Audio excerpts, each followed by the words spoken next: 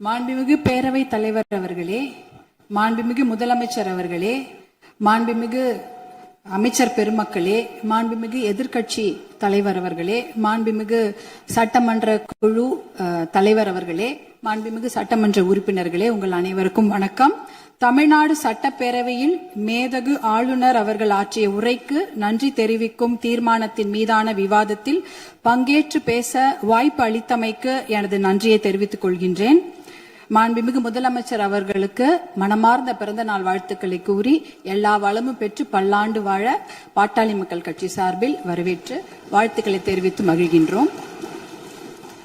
என்னை இந்த சட்டமன்றத்தில் பேச வாய்ப்பளித்து என்னை இந்த நிலைக்கு உயர்த்திய பாட்டாளி மக்கள் கட்சியின் நிறுவனர் மருத்துவர் ஐயாவிற்கும், பாட்டாளி மக்கள் கட்சியின் தலைவர் மருத்துவர் அன்புமணி ராமதாஸ் அவர்களுக்கும் இந்த நேரத்தில் சிரம் தாழ்ந்த நன்றிகளை தெரிவித்துக் கொள்கின்றேன். என்றுமே அயராது பாடுபட்டு களப்பணி ஆற்றிக் கொண்டிருக்கும் பாட்டாளி மக்கள் கட்சியின் அடிப்படை தொண்டர்களுக்கும் அனைத்து நிலை நிர்வாகிகளுக்கும் என் நெஞ்சார்ந்த நன்றிகள்.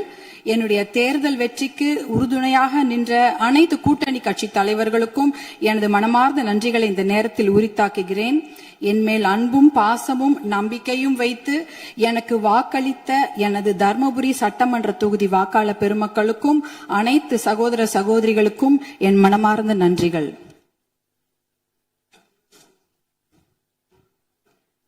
மாண்புமிகு பேரவைத் தலைவர் அவர்களே, ஒரு அறையை எதை கொண்டு வேண்டுமானாலும் நிரப்பலாம். ஒரு அறையில ஒரு பருத்தி மூட்டையை கொண்டு அடுக்கினாலும் அது நிரம்பிவிடும். இல்ல அதே அறையில ஒரு என்ன சொல்றது, ஒரு வைக்கோல் போரை வைத்தாலும் அது நிரம்பிவிடும். ஆனால் அந்த ஒரு அறையில ஒரு மெழுகுவத்தி ஏத்தி வச்சா, ஒரு விளக்கு ஏத்தி வச்சா அந்த விளக்குடைய ஒளி அந்த அறையே நிரப்பிவிடும். அப்படிப்பட்ட ஒரு நிகழ்ச்சியை தான் நான் மாண்புமிகு ஆளுநர் அவர்கள் உரையில நான் பார்த்தேன். ஏனென்றால் அந்த உரையில் ஒரே ஒரு வாக்கியம், சமூக நீதி கணக்கெடுப்பு நடத்தப்படும் என்ற அந்த ஒரு வாக்கியம் இந்த சட்டப்பேரவை மட்டும் ஒளிபர செய்யவில்லை, தமிழ்நாடு மக்களின் அனைத்து இல்லங்களிலும் அது பிரகாசத்தையும் வெளிச்சத்தையும் ஒளியையும் கொண்டு நிரப்பியது. ஏன்னா 100 ஆண்டுகளுக்கு பிறகு சமூக நீதி கணக்கெடுப்பு நடத்தப்படும் என்ற அந்த வாக்கியம் மிகப்பெரிய ஒரு வரலாற்று சிறப்பு மிக்க ஒரு வாக்கியம். அதற்காக மாண்புமிகு முதலமைச்சர் அவர்களுக்கும் மாண்புமிகு நம்முடைய தமிழக அரசுக்கும் எங்களுடைய பாட்டாளி மக்கள் கட்சி சார்பாக நன்றிகளையும் வரவேற்பையும் தெரிவித்துக் கொள்கிறோம். ரொம்ப அன்பாக மகிழ்ச்சியாக தெரிவித்துக் கொள்கின்றோம். ஏனென்றால் பாட்டாளி மக்கள் கட்சியின் கொள்கைகளே அதை ஒருங்கிணைக்கிற ஒரு மையப்புள்ளி அப்படின்னா அது சமூக நீதி தான். அந்த சமூக நீதியை நிலைநாட்ட இந்த சமூக நீதி கணக்கெடுப்பு நடத்தப்படுவதால் கண்டிப்பாக எல்லா இல்லங்களுக்கும் தமிழ்நாட்டின் மக்களுடைய அனைத்து நலத்திட்டங்களும் போய் சேரும் என்பதில் எந்த ஐயமும் இல்லை. அதற்காக எங்களுடைய மகிழ்ச்சியை தெரிவித்துக் கொள்கின்றோம். மாண்புமிகு மேதக ஆளுநர் அவர்களின் உரையில வேளாண் பெருமக்கள் அப்படின்ற வார்த்தையை சொல்லியிருந்தாங்க. வேளாண் பெருமக்கள் என்ற வார்த்தை எவ்வளவு அழகான வார்த்தை. ஆனால் பாட்டாளி மக்கள் கட்சியில நாங்க வேளாண் பெருமக்களை கடவுளா தான் நாங்க பார்ப்போம். அவர்கள் நமக்கு உணவளிக்கும் கடவுள்களாக தான் நாங்க அவங்கள பாக்குறோம். அதுல பாத்தீங்கன்னா சிறு குறு விவசாயிகளுக்கான கடன், விவசாய கூட்டுறவு கடனை தள்ளுபடி கொஞ்சம் செய்வதாக அறிவித்திருக்கிறார்கள். நீங்க வேளாண் குடிமக்களுடைய உழைப்பை நாம பார்க்க வேண்டும். வெயில்ல யாருமே வெளியில போக மாட்டாங்க. ஆனா வேளாண் குடிமக்கள் மட்டும்தான் வெயிலே வேலை செய்வாங்க. கடின உழைப்ப அந்த வெயில்ல தான் அவங்க கொடுப்பாங்க.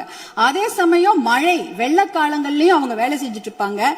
மழை வெள்ளத்துல கொஞ்சம் அதிகமா தண்ணி தேங்கிட்டா கூட அந்த நிலத்துல இருக்கிற அந்த பயிர் எல்லாம் அப்படியே முழுகிடும். இப்பெல்லாம் போய் பயிர் முழுகிட்டா யாரும் போய் நேரடியா ஆய்வெல்லாம் செய்யறது இல்ல.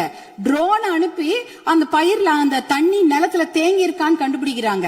2 நாள் கழிச்சு நீங்க ட்ரோன் அனுப்புனீங்கன்னா தண்ணியே இருக்காது, தண்ணி வடிஞ்சிரும். அப்ப அந்த ட்ரோன் என்ன சொல்லும்னா தண்ணி இல்ல, அங்க எந்த பாதிப்பும் இல்ல அப்படின்ற தகவலை கொடுக்கும். இப்படி எவ்வளவு பிரச்சனைகள். அதே அறுவடை செய்து விட்டார்கள் என்றால் பாத்தீங்கன்னா அந்த டைரக்ட் ப்ரொக்யூர்மெண்ட் சென்டர், அதாவது டிபிஆர்னு சொல்லுவாங்க, அந்த கொள்முதல் நிலையங்கள், நேரடி கொள்முதல் நிலையங்களுக்கு மூட்டை மூட்டையா அரிசி எடுத்துட்டு போவாங்க. ஆனா ஒரு கொள்முதல் நிலையங்கள்லயும் ஒரு நாளைக்கு இவ்வளவுதான் அரிசி எடுத்துக்க முடியும், இவ்வளவுதான் மூட்டை எடுத்துக்கொள்ள முடியும் என்ற அளவுகோல் இருக்கும். ஆனால் அந்த அளவுகோலுக்கு மேல ஆயிடுச்சுன்னா அந்த மூட்டையை வச்சுட்டு வெயிலையும் மழையிலையும் அங்கேயே இருக்கணும். அது என்னவா இருந்தாலும் சரி, மூட்டையை அவங்க நிலத்துல இருந்து எடுத்துட்டு போயிட்டாங்கன்னா தனியார் அந்த கொள்முதல் நிலையங்கள் வாசல்லே படுத்து கிடப்பாங்க. மழை பெஞ்சிச்சுன்னா அந்த மூட்டையெல்லாம் உள்ளே முளைச்சிடும், கெட்டு போயிடும். இப்படி எத்தனையோ சிரமங்களை மீறி தான் அவங்க நம்மளுடைய உணவு மேசைக்கு சாப்பாடை கொண்டு வராங்க. அதற்காக அவங்க வாங்குற கடன் பாத்தீங்கன்னா தனியார் வங்கிகள்ல வாங்குவாங்க, தேசிய வங்கிகள்ல வாங்குவாங்க, கூட்டுறவு கடன் வாங்குவாங்க, யாருக்கிட்ட வேணாலும் கடன் வாங்கி அந்த விவசாயத்தை செய்வாங்க. அப்படி இருக்கும்பொழுது அந்த வங்கி கடன்களை நாம தள்ளுபடி செய்ய வேண்டும். மகாராஷ்டிரால பாத்தீங்கன்னா எல்லா வங்கி கடன்களையும் தள்ளுபடி செய்திருக்கிறாங்க. நம்ம தமிழ்நாட்டுல நம்ம கூட்டுறவு கடன், அந்த கடன் வாங்கின கடனை முழுமையாக தள்ளுபடி செய்ய வேண்டும் என்பதுதான் எங்களுடைய வேண்டுகோள். அப்படி ஏன் தெரியுங்களா, தமிழ்நாட்டுடைய ஒரு 3 பேர்ல 2 பேர் விவசாயத்துக்கும் விவசாயத்தை சார்ந்த தொழில் செய்யறாங்க தமிழ்நாட்டுல. அப்படி இருக்கும் பொழுது வருஷத்துக்கு நீங்க 10,000 கோடி கடன் வாங்கினவங்க கூட சந்தோஷமா வெளிநாட்டுல வாழ்ந்துடுறாங்க கடனை கட்டாம. ஆனா 10,000 ரூபாய் கடன் வாங்கிட்டு அந்த கடனை யாரா வீட்டு வாசல்ல வந்து கேட்டாங்கன்னா அவமானம் தாங்காம தற்கொலை பண்ணிக்கிறாங்க. 2021, 22, 23 கிட்டத்தட்ட 1968 விவசாயிகள் தமிழ்நாட்டுல தற்கொலை பண்ணி இருக்கிறாங்க. அப்படின்னா ஒரு நாளைக்கு 2 பேர், ஒரு நாளைக்கு 2 விவசாயிங்க தற்கொலை பண்ணிருக்கிறாங்கன்றத இந்த புள்ளி விவரம் சொல்லுது. அவங்களெல்லாம் நம்ம காப்பாத்தி ஆகணும். இப்ப சூப்பர் எல்னினோ வரப்போகுது. அந்த சூப்பர் எல்னினோனா கடுமையான வறட்சி, அதுக்கு நம்ம தயாரா இருக்கணும். இன்னும் எவ்வளவு கடன் வாங்குவாங்களோ அவங்க தெரியாது. நம்ம விவசாயிங்க எங்க இருக்காங்க தெரியுங்களா, 100 அடி ஆழத்தை பள்ளத்துல இருக்கிறாங்க. 100 அடி ஆழ பள்ளம் கடன் சுமையில. ஆனா நீங்க நம்மளுடைய தமிழக அரசாங்கம் இன்னைக்கு அவங்க 50 அடி ஆழ கயிறு தான் கொடுத்திருக்கீங்க. எப்படி வெளியில வருவாங்க? 50 அடி கயிறை அவன் 100 அடி ஆளும் பள்ளத்து இருக்கிறாங்க. அந்த விவசாயிங்க எப்படி வெளில வருவாங்க? முழுமையாக கடனை தள்ளுபடி செய்தா தானே அவங்க அந்த கடன் பிரச்சனை வெளியில வந்து அவங்க அடுத்த வேலையை பார்க்க முடியும். அதனால நீங்க உங்களுடைய அதிகாரிகள், மாண்புமிகு பேரவைத் தலைவர்கள், உங்கள் வாயிலாக முதலமைச்சரை நாங்க கேட்டுக்கொள்வதுதான், உங்களுடைய அதிகாரிகள் சொல்லுவாங்க, ஐயோ நிதி சுமை, கடன் சுமை, கூடுதல் செலவினம் அப்படிலாம் சொல்லுவாங்க. ஆனா அதையெல்லாம் ஒரு புறம் ஒதுக்கி வைத்து விட்டு அவர்களுக்கு முழு கடன் தள்ளுபடி செய்யணும். ஏற்கனவே 2000 கோடியா 6000 கோடியா உயர்த்திட்டீங்க. இன்னும் ஒரு 18,000 கோடியா அந்த கடன் தள்ளுபடி, கூட்டுறவு கடன்களை மட்டும் தள்ளுபடி செய்யுங்க. ஏன்னா ஏற்கனவே அவங்க 1 வருஷத்தை தான் தள்ளுபடி செய்திருக்கிறீங்க. அதற்கு முன்னால ஒரு 2 வருஷம் கடன் அவங்க வாங்கி வச்சிருக்கிறாங்க. அந்த கடனையும் முழுமையாக தள்ளுபடி செய்தீர்கள் என்றால் அவங்க கண்டிப்பாக எத்தனையோ கடுமையாக உழைக்க தயாராக இருக்கிறார்கள். அவங்களுக்கு அந்த ஒரு ரெஸ்பெக்டை நம்ம கொடுக்கணும், அவங்களுக்கு அந்த நிவாரணத்தை நாம் தர வேண்டும் என்று உங்களை எல்லாம் நாங்க அன்போடு கேட்டுக்கொள்கின்றேன். அடுத்ததாக பாத்தீங்கன்னா, தமிழ்நாட்டில் 2026ஆம் ஆண்டில் ஆட்சி மாற்றம் ஏற்படுவதற்கு காரணமாக இருந்தது பெண்கள் மற்றும் குழந்தைகளுக்கு எதிரான குற்றங்கள் கட்டுப்படுத்தப்படாமல் அதிகரித்ததுதான். ஆனால் ஆட்சி மாற்றம் ஏற்பட்ட பிறகும் அதே நிலை தொடர அனுமதிக்க கூடாது. பொறுத்தது போதும், நம்ம இனிமேல் பொங்கித்தான் எழ வேண்டும். ஏனென்றால் ஒரு பழமொழி சொல்வாங்க, அரசன் அன்று கொள்வான், தெய்வம் நின்று கொள்ளும் அப்படின்னு சொல்லுவாங்க. இன்னைக்கு நம்ம குழந்தைங்க மேல கைய வச்சவங்கள நம்ம சும்மா விடக்கூடாது.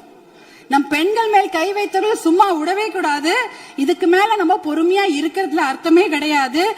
துபாய், அரபு நாடுகள், இல்ல சிங்கப்பூர் போன்ற நாடுகள்லாம் இப்படிப்பட்ட கொடுமையான குற்றங்களை செய்தவர்களுக்கு உடனடியாக சட்டப்படி மரண தண்டனை கொடுக்கிறார்கள். அந்த மரண பயத்தையும் உயிர் பயத்தையும் அந்த தப்பு செய்தவங்களுக்கு நம்ம கொடுக்கணும். அப்படி இருந்தாதான் இந்த பெண்கள் குழந்தைகளை காப்பாற்ற முடியும். வேற வழியே கிடையாது. ஏன்னா அவங்க நினைச்சிட்டு இருக்கிறாங்க, இன்னும் ஒரு 5 வருஷம் பொறுமையா கேஸ் ஆடிக்கிட்டே போலாம், பொறுமையா வெளில வந்துடலாம், இந்த கோர்ட் இல்லைன்னா அந்த கோர்ட், அந்த கோர்ட் இல்லைன்னா அதுக்கு மேல கோர்ட்னு போய் அவர்கள் வெளியில வந்து விடுவார்கள் என்ற தைரியத்துலதான் இவ்வளவு பெரிய தவறுகளை செய்கிறார்கள். அவர்களுக்கு அந்த உயிர் பயத்தை, குழந்தைகள் மேல் கை வைத்தவர்களுக்கும் பெண்கள் மேல் கை வைத்தவர்களும் அந்த உயிர் பயத்தை கொடுத்தாதான் இனிமேல் அந்த தவறை செய்ய மாட்டாங்க. அதுக்காக இனிமேல் நாம பொறுத்தது போதும், பொங்கி எழ வேண்டும் என்று மறுபடியும் நான் உங்களை வேண்டி விரும்பி கேட்டுக்கொள்கின்றேன். அப்புறம் தர்மபுரி மாவட்டத்திற்கு என்னுடைய கோரிக்கைகள், தர்மபுரி காவிரி உபரிநீர் திட்டத்தை உடனடியாக அறிவிக்க வேண்டும். தர்மபுரி மாவட்டம் மிகவும் பின்தங்கிய மாவட்டம், ரொம்ப வறட்சியான மாவட்டம். அங்க நாங்க நிலையங்களோ கட்டிடங்கள் எல்லாம் கேட்கல, குடிக்கிறதுக்கு தண்ணி கேட்கிறோம். ஒரு ஆளுக்கு ஒரு குடம் தண்ணி கூட கிடையாது. ஒரு ஆளுக்கு ஒரு குடம் தண்ணி கூட கிடையாது. தர்மபுரி மாவட்டத்தில் 2 பெரிய ஆறு ஓடுது. காவிரி ஆறு ஓடுகிறது, தென்பெண்ணை ஆறு ஓடுகிறது. ஆனா அதுல இருந்து தண்ணி அவங்களால குடிக்க முடியாது. ஏன்னா அந்த தண்ணி அவங்க வீட்டுக்கு வராது, பார்க்க தான் முடியும். நேரா பாப்பாங்க, ஆறு எதிர்க்க ஓடும், தண்ணி வீட்டுக்கு வராது. இப்படிதான் அதோட நிலைமை. அந்த தர்மபுரி காவிரி உபரிநீர் திட்டத்தை செயல்படுத்தினாங்கன்னா கண்டிப்பாக தண்ணி வந்து அவங்களோட ஏரி குளங்களை நிரம்பிவிடும், எத்தனையோ குடும்பங்கள் பிழைத்து விடும். அது ஒரு அந்த திட்டத்துக்கு நீங்க புளோரோசிஸ் கூட, புளோரைடு கூட தர்மபுரி மாவட்டத்தில் இருக்கு. எல்லாருடைய பல்லும் கருப்பு கருப்பா இருக்கும், மஞ்சள் கலரா இருக்கும் தர்மபுரி மாவட்டத்துல மக்கள். அது பாத்தீங்கன்னா அந்த புளோரோசிஸ் என்ற ஒரு தன்மை, அதெல்லாம் குறைக்கணும்னா நல்ல தண்ணியை கொடுங்க. தர்மபுரி காவிரி உபரிநீர் திட்டத்தை நீங்கள் செயல்படுத்துமாறு அன்போடு கேட்டுக்கொள்கின்றேன். அடுத்தது தர்மபுரியில சிப்காட் தொழிற்பேட்டை அனௌன்ஸ் பண்ணி 18 வருஷம் ஆச்சு. 2 முறை அதுக்கு திறப்பு விழா பண்ணியாச்சு. ஆனா கூடுதல் நிதி ஒதுக்கீடு செய்ய வேண்டும். அந்த இடத்துல 2 நிமிஷம் கூடுதல் நிதி ஒதுக்கீடு செய்து தர்மபுரி மாவட்டத்திற்கு வந்து அந்த சிப்காட்டை உயிர் கொடுக்கணும். ஏன்னா தர்மபுரி மாவட்டத்தில் 3 லட்சம் இளைஞர்கள், 3 லட்சம் குடும்ப தலைவர்கள் புலம்பெயர்ந்து மற்ற ஊருக்கு போய் பழைச்சிட்டு இருக்கிறாங்க. அவங்க குடும்பத்தோட சேர்ந்து வாழறதுக்கு நீங்க வழிவகை செய்யணும். கூடுதல் நிதி ஒதுக்கீடு செய்து அந்த சிப்காட்டுக்கு உயிர் கொடுக்க வேண்டும் என்று கேட்டுக்கொள்கின்றேன். அடுத்தது பாத்தீங்கன்னா தர்மபுரி மொரப்பூர் ரயில்வே திட்டம். சென்னையில இருந்து எல்லாரும் அவங்க ஊர் தலைநகருக்கும் மாவட்ட தலைநகருக்கு ட்ரெயின்ல போலாம். ஆனா எங்க ஊருக்கு மட்டும் போகவே முடியாது ட்ரெயின்ல. தர்மபுரிக்கு சென்னைக்கும் ட்ரெயின் கனெக்ஷன் கிடையாது. அதுனா மொரப்பூர்ல ஒரு பெரிய பிட்டு வந்து உடஞ்சு போயிருக்குது. அதுக்காக பாட்டாளி மக்கள் கட்சி நாடாளுமன்ற உறுப்பினர்கள் 2004 இருந்து போராட்டம் பண்ணி 2019 அந்த திட்டத்துக்கு அனுமதி வாங்கி ஃபண்டும் வாங்கி கொடுத்துட்டாங்க. ஆனா நிலத்தை வாங்கி கொடுப்பதில் கொஞ்சம் நிறைய சிக்கல்கள் இருக்கு. 50% நிலம் மட்டும்தான் அதுக்கு ஒதுக்கீடு செய்திருக்கிறாங்க. அந்த திட்டத்தை விரைவாக செயல்படுத்த வேண்டும். அதற்கு நீங்கள் சிறப்பு கவனம் தமிழக அரசாங்கம் செய்ய வேண்டும் என்று உங்களை அன்போடு கேட்டுக்கொள்கின்றேன். வருமானம் இல்லன்னு நம்ம சொல்லிட்டு இருக்கிறோம். ஆனால் நிறைய நல்ல திட்டங்கள் இருக்கிறது. அதாவது பாலிசி டிசிஷன்ஸ் பண்ணாலே அந்த வருமானம் தேவை கிடையாது. இப்ப இளைஞர்களுக்கு வேலை வாய்ப்பு 75% நீங்கள் உறுதி செய்து விட்டீர்கள் தனியார் துறையில அப்படின்னு சொன்னீங்கன்னா, தனியார் துறையா அவங்களுக்கு வேலையை கொடுப்பாங்க. தமிழ்நாட்டு இளைஞர்களுக்கு வேலை கொடுக்கப்படும். இப்ப வேலையில்லா திண்டாட்டம் அதுவே குறைஞ்சிடும். அதே போல மாவட்டங்கள் அதிகமாக இருக்கிறது தமிழ்நாட்டுல.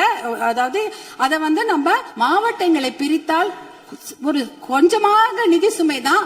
ஆனா மாவட்டம் மிகப்பெரிய வளர்ச்சியை பெற்றுவிடும்.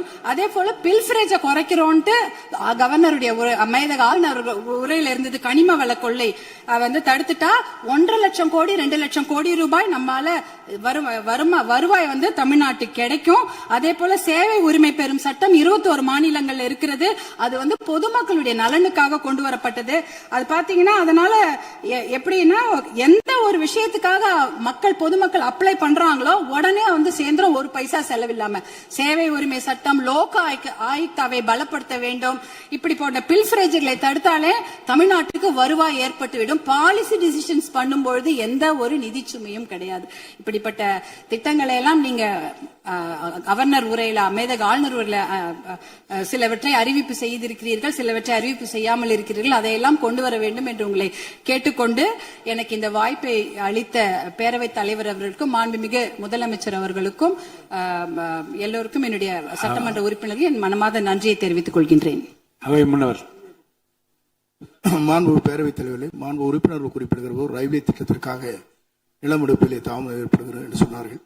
அதற்காக தனி தாசில்தாரை விரைவாக நியமிக்கிறோம். விரைந்து அந்த பணிகள் நிறைவேற்றப்படும். மாண்புமிகு உறுப்பினர் திருமதி வா